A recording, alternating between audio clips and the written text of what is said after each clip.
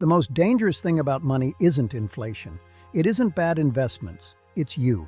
More specifically, it's the version of you that was formed before you knew money even existed. Morgan Housel wrote a book that 4 million people bought, and almost nobody actually changed their behavior after reading. Today we talk about why.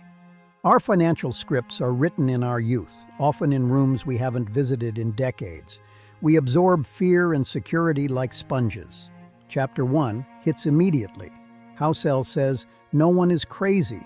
Our behaviors are simply adaptations to our unique histories." Someone who grew up in poverty thinks about risk differently than someone who grew up wealthy. That's not a flaw, that's survival. Your financial logic is a map of the world you grew up in. If that world was scarce, your map will always prioritize protection. Someone who watched their parents lose everything in 2008 will never fully trust the stock market, not because they're irrational, because they lived through something you probably didn't. They didn't read about the crash, they felt the floor drop out. And here's the part that should make you stop.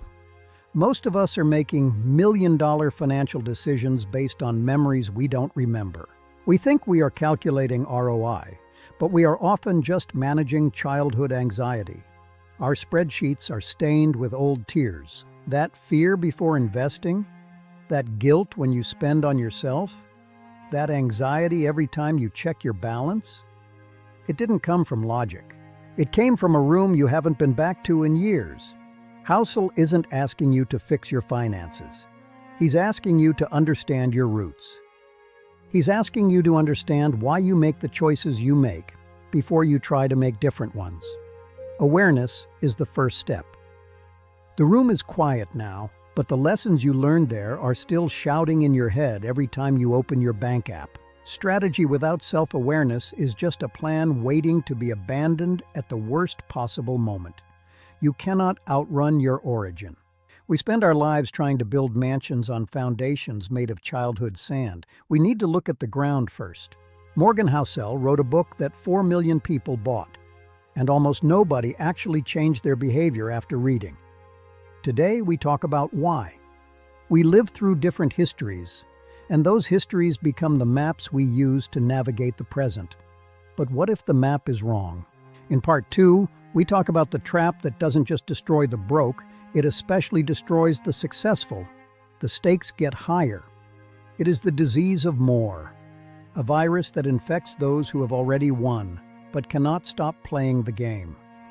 2 men, a Manhattan skyscraper, and a number that was never enough.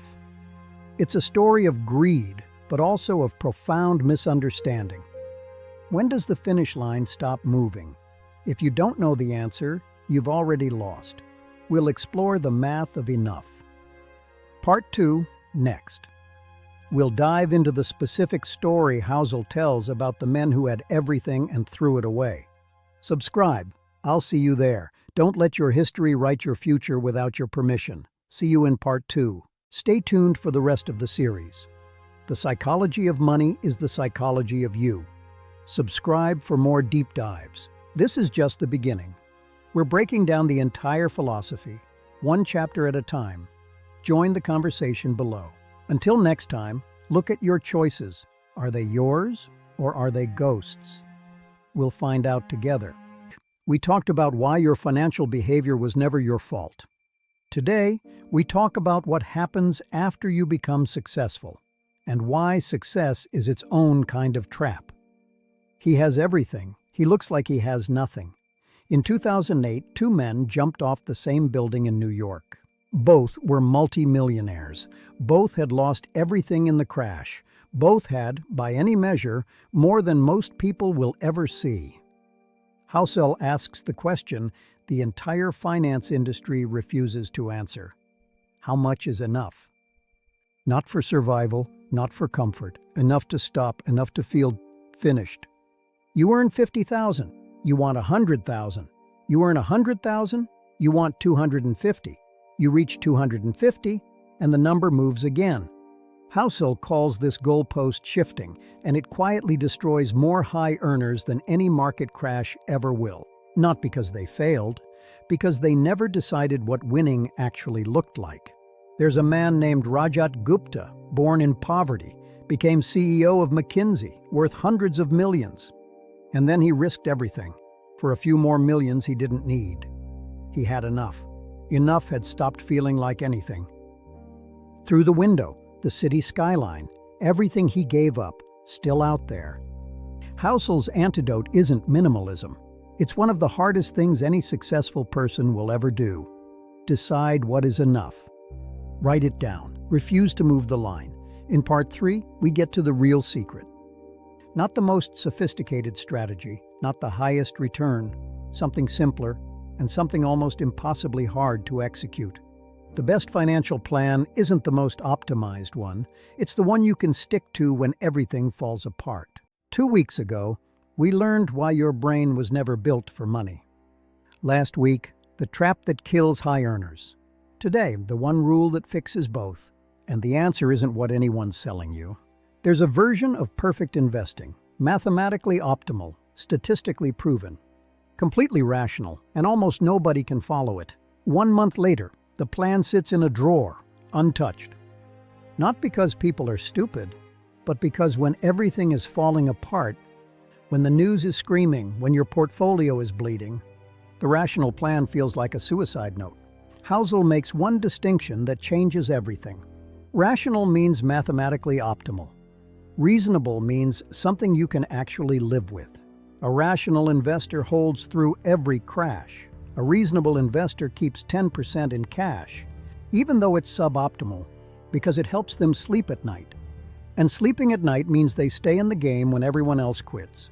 The best investment strategy isn't the highest theoretical return.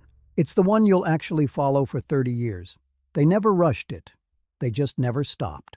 Reasonable beats rational, every single time. Giving yourself permission to be reasonable is the most sophisticated financial move you will ever make. 3 things to take from this book. 1. Define enough. Write your number, the one that ends the race. Refuse to move it. 2. Stay in the game, not the smartest game, the one you can stay in for 30 years. Boring wins. 3. Know your history. Understand where your money behavior came from. Not to judge yourself, so you can stop being surprised when the same patterns show up again. This is Money Between the Lines. We don't do summaries. We find what the summaries miss. Next week, Nassim Taleb's The Black Swan, the book that predicted 2008, because he understood something about risk that the smartest people in the room refused to believe. Next week, subscribe, I'll see you there. Every book has 2 stories, money between the lines.